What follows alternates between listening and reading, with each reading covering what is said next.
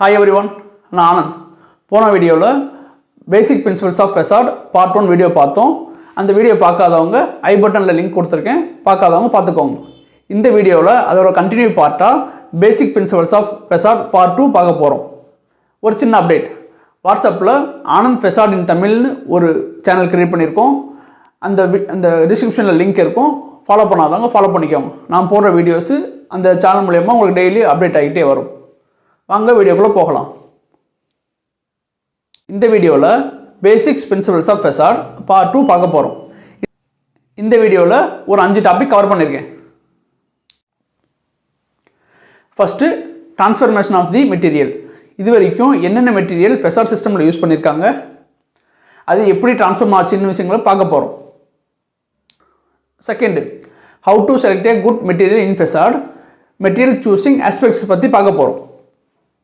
Third, seismic effect on building பற்றி பார்க்க போகிறோம். Fourth, what is expansion and contraction பற்றி டீட்டெயிலாக பார்க்க போகிறோம். ஃபைனலாக அஞ்சாவதாக டைப்ஸ் ஆஃப் ஃபெசாடை பற்றி பார்க்க போகிறோம். First, transformation of the material. ஸ்கின்னு தான் ஃபெசாடுன்னு சொல்லியிருக்கேன். இது வரைக்கும் ஒரு ஷெல்டருக்கு நம்ம என்ன மாதிரி ஸ்கின் யூஸ் பண்ணியிருக்கோம் அப்படின்னா, ஹஸ்க் வைக்கோல் வச்சு ஒரு குடில் அமைச்சிருக்காங்க, அதுக்கப்புறம் ஸ்டீலு, அதுக்கப்புறம் வுட்டு, அதுக்கப்புறம் லெதர். ஒரு விலங்கு இறந்ததுக்கப்புறம் அதோட தோலை வச்சு ஷெல்டர் அல்லது குடில் மாதிரி அமைச்சு வாழ்ந்து வந்தாங்க. லெதர் ஷெல்டர்ன்றது நல்ல ஒரு ஷெல்டர், அது உள்ளே இருக்கவங்களுக்கு வார்மாக வச்சுருக்க யூஸ் ஆகும்.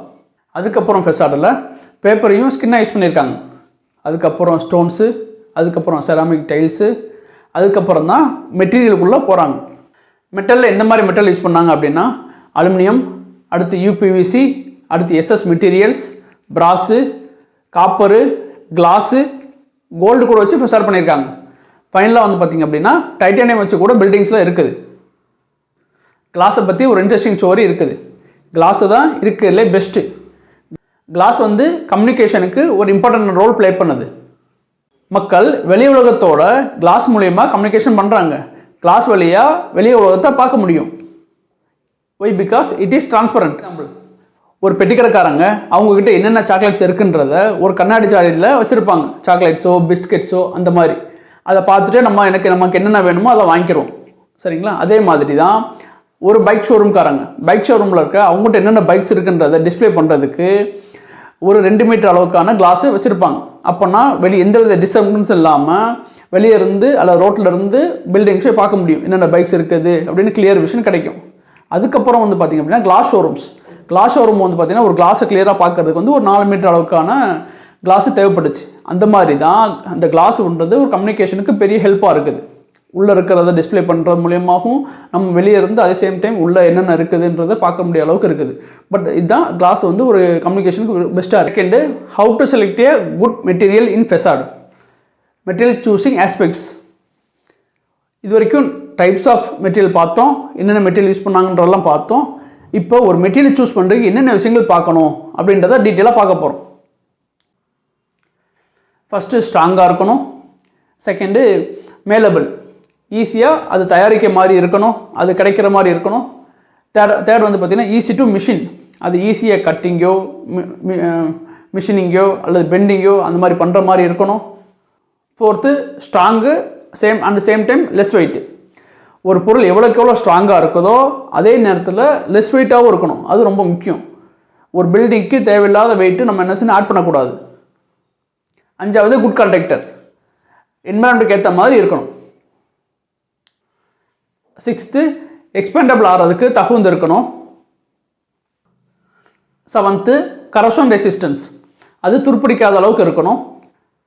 எயித்து, நான் மேக்னெட்டிக்காக இருக்கணும். நைன்த்து, நான் டாக்ஸிக் அண்ட் ரீசைக்கிளபிளாக இருக்கணும். ஒரு ஆக்சிடெண்ட்டில் தீ பிடிச்சா கூட அந்த தீயினால் இந்த மெட்டீரியல் எரியாமல் எந்தவித டாக்ஸிக் கேஸ்க்கும் ப்ரொடியூஸ் பண்ணாத அளவுக்கு சேஃபாக இருக்கணும். அந்த மாதிரி ஒரு எரியாத பொருள் மூலமாக தான் ஃபெசாடை நல்லா டிசைன் பண்ண முடியும்.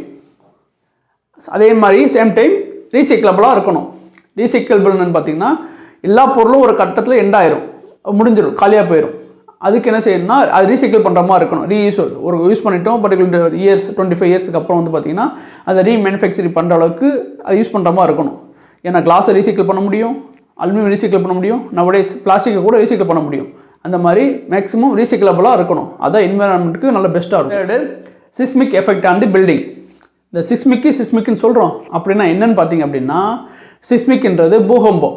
நம்ம பூகம்பத்தை வெறும் கேள்வி தான் பண்ணிருக்கோம், பூகம்பம் வந்திருக்கு அப்படின்ற மாதிரின்னு. ஆனால் நான் ஒரு வீடியோ ப்ளே பண்ணுறேன் பாருங்கள், பூகம்பம்னா என்ன சரிங்களா, அதை பற்றி ஒரு சின்ன வீடியோ பாருங்கள், உங்களுக்கு புரியும். இந்த வீடியோவில் என்னதான் பூகம்பம் வந்தாலும் ஹைரைஸ் பில்டிங்க்கு ஒன்றும் ஆகலை சரிங்களா. இதுதான் ஃபெசாடு சரிங்களா. அந்த மாதிரி தான் ஒரு நல்ல ஃபெசாடை டிசைன் பண்ண முடியும், டிசைனும் பண்ணணும். Fourth, expansion and contraction. Expansion contraction என்னென்னு பார்த்தீங்க அப்படின்னா, ஒரு பொருள் சூடு அல்லது வெப்பத்தால் மூலக்கூறுகள் வந்து விரிவடையும், அதனால் சைஸு கொஞ்சம் பெருசாகும். அதே நேரத்தில் குளிரில் என்ன செய்யணும், அது சுருங்கும் சரிங்களா. இதுதான் எக்ஸ்பான்ஷன் கான்ட்ராக்ஷன் சொல்கிறோம். நம்ம எக்ஸ்பான்ஷன் கான்ட்ராக்ஷன் அல்லது எக்ஸ்பான்ஷன்ஸ் கேப்பை என்ன செய்கிறோம்னா நம்ம நிறைய இடத்துல பார்த்துருக்கோம் சரிங்களா. அந்த எக்ஸ்பான்ஷன் கான்ட்ராக்ஷன் கேப்புக்கு அட்ஜஸ்ட் பண்ணி போகிறதுக்கு தான் நம்ம எக்ஸ்பான்ஷன் கேப்பை கொடுப்போம். அது பெருசானாலும் ப்ராப்ளம் இருக்காது, இன்கேஸ் அது சுருங்கினாலும் அதனால் எந்த பிரச்சனையும் வரக்கூடாது. அதனால தான் எக்ஸ்பான்ஷன் கேப்புன்னு சொல்லுவாங்க. அதை அந்த எக்ஸ்பான்ஷன்ஸ் கேப்பை நம்ம நிறைய இடத்துல ப்ராக்டிக்கல் லைஃப்பில் நிறைய இடத்துல பார்த்துருப்போம். பார்த்தீங்க அப்படின்னா ஃபஸ்ட்டு ட்ரெயின் தண்டவாளம் பார்த்துருப்பீங்க சரிங்களா. ஃபஸ்ட்டு வந்து ட்ரெயின் தண்டவாளம் பார்த்துருப்பீங்க. அந்த தண்டவாளத்தில் ஒரு தண்டவாளத்துக்கும் இன்னொரு தண்டவாளத்துக்கும் கேப் இருக்கும் சரிங்களா. அதில் ஒரு குறிப்பிட்ட கேப் மெயின்டைன் பண்ணியிருப்பாங்க. இது எதுக்காக அப்படின்னா, வெயில் காலத்தில் வந்து பார்த்திங்கன்னா அந்த இரும்புன்றது என்ன செய்யும், கொஞ்சம் பெருசாகும். அப்போ என்ன ஆகும், கேப்புன்றது சுருங்கும், கேப்பு கம்மியாகும்.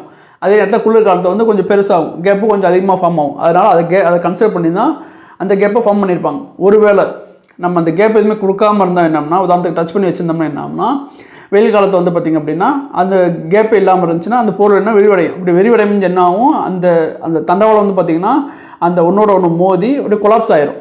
கொலாப்ஸ் ஆச்சுன்னா அந்த ட்ரெயின் வர்றதுக்கு ஆக்சிடென்ட் ஆக சான்சஸ் இருக்குது. அந்த மாதிரி தான், அதுதான் அந்த கேப் எக்ஸ்பான்ஷன் கான்ட்ராக்ஷனுக்கு ஒரு எக்ஸாம்பிளாக இருக்கும். நெக்ஸ்ட்டு வந்து பார்த்திங்க அப்படின்னா, நம்ம பில்டிங் காம்பவுண்ட் சவுத்தில் கூட பார்த்திங்க அப்படின்னா ஒரு காம்பவுண்ட் சோருக்கு இன்னொரு காம்பவுண்ட் சோருக்கு வந்து பார்த்திங்க அப்படின்னா ஒரு சின்ன கேப், ஒரு 20 mm கேப்பு ஃபாலோ பண்ணியிருப்போம். அது எதுக்காகனா சேம் இதே மாதிரி அந்த பில்டிங் வந்து பார்த்திங்கன்னா எக்ஸ்பான்ஷன் கான்ட்ராக்ஷனுக்கு அட்ஜஸ்ட் ஆகும். இதே பழைய காலத்து பில்டிங்கில் பார்த்திங்க அப்படின்னா காம்பவுண்ட் சோறு ஹாலோ பிளாக்ல அது மாதிரி கட்டியிருப்பாங்க. அப்போ என்ன ஆயிரும், ஒரு விரிசல் விட்டுருக்கும். அதுக்கு என்னென்னு கொத்தனாரை கேட்டால் பில்டிங் மூச்சு விடுன்னு சொல்லியிருப்பாங்க. பட் அவங்களுக்கு அப்போ தெரியாது, அது இந்த எக்ஸ்பான்ஷனால தான், கான்ட்ராக்ஷன் மூலயமா தான் அந்த ஒரு விரிசல் விட்டுருக்கு அப்படின்றது அவங்களுக்கு தெரியாது. இப்போ உள்ள நெக்ஸ்ட் வந்து பார்த்திங்க அப்படின்னா ஒரு பிரிட்ஜில் ஸ்டீல் பிரிட்ஜோ அல்லது நம்ம இந்த பிரிட்ஜாக இருந்தாலும் பார்த்திங்க அப்படின்னா உங்களுக்கு தெரிஞ்சிருக்கும். அந்த பிரிட்ஜில் கூட பார்த்திங்க அப்படின்னா ஒரு பர்டிகுலர் டிஸ்டன்ஸில் வந்து பார்த்திங்கன்னா ஒரு கேப்பை ஃபார்ம் பண்ணியிருப்பாங்க. இதுவும் நல்ல எக்ஸாம்பிள் தான் அந்த எக்ஸ்பான்ஷன் கான்ட்ராக்ஷனுக்கு நம்ம ரியல் லைஃப்பில் நம்ம பார்க்குறதெல்லாம். இது வரைக்கும் அந்த ஃபெசாட் பற்றியான ஒரு பேசிக்கான இன்ட்ரடக்ஷன் ஃபுல்லாக பார்த்தோம். போன வீடியோவும் சரி இந்த வீடியோவும் சரி உங்களுக்கு ரொம்ப யூஸ்ஃபுல்லாக இருக்கும். அஞ்சாவதாக டைப்ஸ் ஆஃப் ஃபெசாட் பற்றி பார்க்க போகிறோம். இதில் ஜஸ்ட்டு டைட்டில்ஸ் மட்டும்தான் நான் கவர் பண்ணியிருக்கேன். இன் டீட்டெயிலாக இல்லைனா போக போக நெக்ஸ்ட் வீடியோவில் பார்க்கலாம். ஓகேங்களா. அஞ்சாவது டைப்ஸ் ஆஃப் ஃபெசாட். ஃபெசாடில் என்னென்ன டைப் இருக்குதுன்னு பார்க்க போகிறோம். அதில் ரெண்டாக பிரிக்கலாம். ஒன்று ஃப்ரேம்டு சிஸ்டம், இன்னொன்று ஃப்ரேம்லெஸ் சிஸ்டம். ஃப்ரேமில் வந்து பார்த்திங்கன்னா அதை மூணாக பிரிக்கிறாங்க. ஒன்று விண்டோஸ், நெக்ஸ்ட் வந்து பார்த்திங்க அப்படின்னா டோர்ஸ், அதுக்கப்புறம் வந்து பார்த்திங்கன்னா கர்டன் வால்ஸ் சரிங்களா. விண்டோஸ் வந்து பார்த்திங்கன்னா அதில் ரெண்டு இருக்குது. ஒன்று பஞ்ச் விண்டோ, ஒரு சின்ன இடம் மட்டும் இருக்கும். அதாவது ஒரு பெரிய பில்டிங்கில் ஒரு சின்ன நம்ம ஜன்னல்னு சொல்கிறோம்ல அந்த மாதிரி ஒரு சின்ன பஞ்ச் இருந்துச்சுன்னா, ஒரு சின்ன ஓப்பனிங் இருந்துச்சுன்னா அதில் பண்ணுறது தான் அது பஞ்ச் விண்டோஸ். நெக்ஸ்ட்டு ஸ்ட்ரிப் விண்டோன்னு சொல்லுவாங்க. ஸ்ட்ரிப் விண்டோ அப்படின்னா ஒரு ஆஃபீஸில் பார்த்திங்கன்னா கண்டினியூஸாக வந்து பார்த்திங்கன்னா ஒரே ஒரு பர்டிகுலர் ஹைட்டுக்கு வந்து பார்த்திங்கன்னா கண்டினியூஸாக இருக்கும். அந்த நெட்டுக்கு இருக்கும்னு சொல்லுவாங்களா, அந்த மாதிரி இருக்கிறது தான் ஸ்ட்ரிப் விண்டோஸ். ஓகேங்களா. நெக்ஸ்ட் டோரில் வந்து பார்த்திங்க அப்படின்னா 3 இருக்குது. ஒன்று ஹிஞ்ச் டோர், இன்னொன்று ஸ்லைடிங் டோர், மூணாவது ரொட்டேட்டிங் டோர். ஓகேங்களா. நெக்ஸ்ட்டு கர்டன் வால் தான் ஃபெசாடுக்கு இன்னொரு பேர் என்னன்னு பார்த்திங்க அப்படின்னா, ஃபெசாடுக்கான எக்ஸாக்ட் இன்னொரு மீனிங் வந்து கர்டன் வால்ஸ்னு சொல்லுவாங்க சரிண்ணா. ஏன்னா கர்டன் வால் வச்சு மட்டும்தான் நம்ம என்னென்ன ஃபெசாட் கிரியேட் பண்ணுறதுனால ஃபெசாட் ஈக்குவல் டு கர்டன் வால்னு சொல்லுவாங்க. ஓகேவா. அந்த கர்டன் வாலை மூணாக பிரிக்கலாம். ஒன்று வந்து பார்த்திங்கன்னா 6 சிஸ்டம்ஸ், செமி யூனிட் சிஸ்டம்ஸ், மூணாவது யூனிட் சிஸ்டம். ஓகேங்களா. ஸ்டிக்கு சிஸ்டம்னா என்ன, வெரி பிகினிங்கில் யூஸ் பண்ணது. செகண்ட் கொஞ்சம் டெவலப் ஆகி செமி யூனிட் சிஸ்டம் பண்ணாங்க. இப்போ இருக்கிறது யூனிட் சிஸ்டம்ன்றது ரொம்ப அட்வான்ஸ். இப்போ எல்லாருமே யூஸ் பண்ணுறது பெரிய ஹைரைஸ் பில்டிங்க்கு யூஸ் பண்ணுறது தான் யூனிட் சிஸ்டம். செகண்டு ஃப்ரேம்லெஸ் அல்லது போல்டட் சிஸ்டம்ஸ் சரிங்களா. அதில் வந்து பார்த்திங்கன்னா ஸ்பைடர் கிளேசிங்ஸ், ரெண்டாவது சாஃப்ரன் கிளேசிங் கூட யூஸ் பண்ணுறாங்க. நெக்ஸ்ட் என்ன பார்த்திங்க அப்படின்னா இது ஃபியூச்சரிட்டிக் ஃபெசாடு சரிங்களா. இந்த டபுள் ஸ்கின் ஃபெசாட் அப்படின்னு சொல்லுவாங்க. நெக்ஸ்ட்டு கைனெட்டிக் ஃபெசாட், அதுக்கப்புறம் வந்து பார்த்திங்க அப்படின்னா க்ரீன் ஃபெசாட். இப்போ க்ரீன் ஃபெசாட் பற்றி இப்போல்லாம் நிறைய ரிசர்ச் போய்கிட்டு இருக்காங்க. ஏன்னா பில்டிங் மூலயமா நிறைய கார்பன் டை ஆக்சைடு வருது. அந்த கார்பன் டை ஆக்சைடை வந்து அவாய்ட் பண்ணுறதுக்கு என்னென்ன செய்யலாம், அதில் வந்து ஒரு பிளான்ட்ஸ் வைக்கிறது எப்படி, அந்த மாதிரியான அந்த க்ரீன் ஃபெசாட் பற்றி இப்போ கொஞ்சம் கொஞ்சமாக டெவலப் ஆகிட்டு வருது. அது போக போக நான் எக்ஸ்பிளைன் பண்ணுறேன் நான். ஓகேங்களா? இது எல்லாம் டாபிக் மட்டும்தான். இதுக்கப்புறம் அந்த ஒவ்வொரு டாப்பிக்கை பற்றி டீட்டெயிலாக நெக்ஸ்ட் வீடியோவில் பார்க்கலாம். நான் சொன்னது ஈஸியாக புரிஞ்சிருக்கும்னு நினைக்கிறேன். நான் சொன்னதெல்லாம் பிடிச்சிருந்துச்சுன்னா லைக் பண்ணுங்கள், ரொம்ப பிடிச்சிருந்துச்சுன்னா கமெண்ட் பண்ணுங்கள். உங்கள் ஃப்ரெண்ட்ஸுக்கு இல்லை உங்கள் ஜூனியர்ஸுக்கு ஏதாவது தேவைப்படும், நல்லா இன்ஃபர்மேஷனிட்டிவாக இருந்துச்சு அப்படின்னா அவங்களுக்கு ஷேர் பண்ணுங்கள்.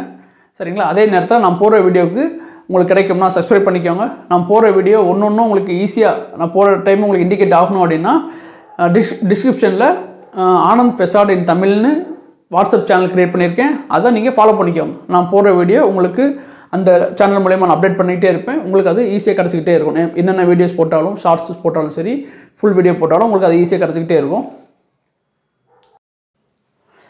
ஃபெசாடை பற்றியான நெக்ஸ்ட் இன்ட்ரெஸ்டிங்கான வீடியோ பற்றி நெக்ஸ்ட் வீடியோவில் பார்க்கலாம் ஃப்ரெண்ட்ஸ். பாய், தேங்க்யூ.